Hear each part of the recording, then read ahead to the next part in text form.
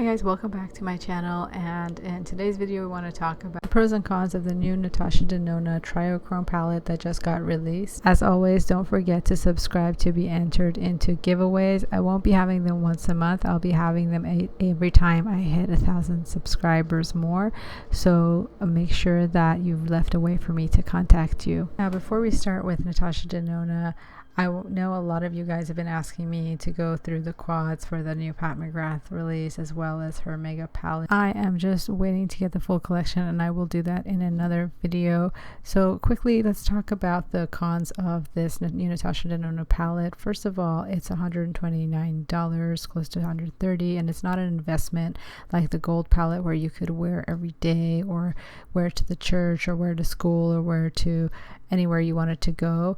This one, you're kind of limited with full-size Halloween colors that you might only wear during Halloween or a special event, so it's not as versatile as, let's say, the gold palette or the Biba palette. The other thing is the shade Scarab. She's duping her own liquid multi-chromes that she released in August, so if you were getting it for those 3 multi-chromes in particular, the ones that stand out in this palette that's called Triochrome, that one is already eliminated if you already own Scarab. So you're basically getting a value of 2 Triochromes, and everything else just looks plain. I mean, these are the only standout shades. If I really had to say, okay, I like some more shades, maybe 2 or 3 of them on the sides, I guess, but really this is not a Triochrome palette. It would have been a Triochrome palette if it was just those 3, but if you're wondering why it's $129 versus, let's say, $65, is obviously to make more money. But even the Safari palette and even their Tropic palette failed to impress a lot of people when it got released, so it immediately got marked down to $65 eventually. And the initial reviews kind of determine which way the sales go. So if I were you, I would wait till the initial reviews are out and a bunch of people have reviewed it, and eventually the price will go down if enough people don't buy it. Just like the Safari and Tropic palette that were marked down by half after enough people said, no, this isn't working out. Now, don't get me wrong, a lot of us were willing to pay $129 just for something the size of the Metropolis palette, where you get a lot more shades for that same price, and the Metropolis was a favorite for that reason. So I don't know why we're going back to the old big pan situation. Another problem I have with this palette is the fact that it is called a limited edition palette, just like the Metropolis that was also supposed to be a limited edition, and guess what?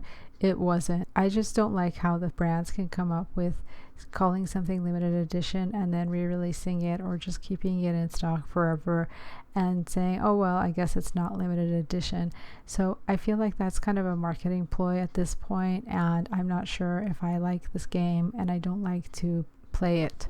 The other problem I have with this brand in general is they seem to hijack indie brands all the time. Like, another indie brand just came out with his freaking bats, and I really think the colors look very similar, almost identical, and I get that it's around Halloween and it's like a Halloween time release, but the indie brand did it first, as usual, like maybe Terra Moons would have done, and I don't like the brand gets away with hijacking indie brands. I especially wasn't a fan of the claim that they made with their multi-chrome, liquid multi-chromes, when they said that they're like the first in the world to produce safe multi-chromes. I don't know, I feel that she needs to tone it down a little bit. She already has a lot of success, and it would be nice for her to be a little bit gracious sometimes. The other problematic thing about this release is the timing of the release being around the same time as the Sephora VIB sale. Now, a lot of people sadly think that this is a good deal to jump the gun and get it just because it's right around the sale, and unfortunately they don't spend enough time analyzing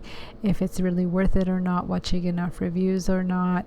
And Sephora deals are really not that good of a deal anyway. You can also get 15% on anytime at Natasha's website, so it might be time to ask, what's the rush here? If you take away the multi-chromes from the palette, you're basically left with a pastel palette, and what's really exciting about that? Anyway, please do let me know in the comments section if you guys are interested in picking this palette up or not. Do you think she copied the color story from indie brands, and whether or not you trust this brand? Also, please do let me know what kind of palettes you want me to review for future videos, And I really do appreciate every single comment that you guys put there for me. And as always, thank you so much for watching, and I will see you guys next time.